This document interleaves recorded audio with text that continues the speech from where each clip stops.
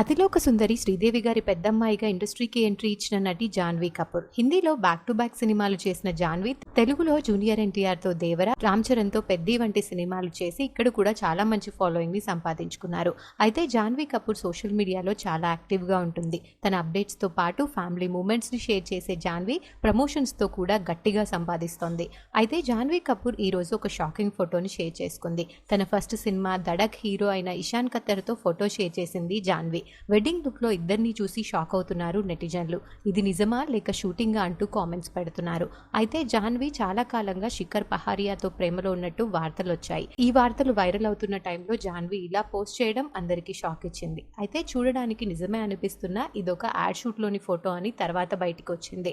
జాన్వీ ఇషాన్లకి సంబంధించిన ఆ ఫోటో ప్రస్తుతం నెటింట్లో వైరల్ గా మారింది.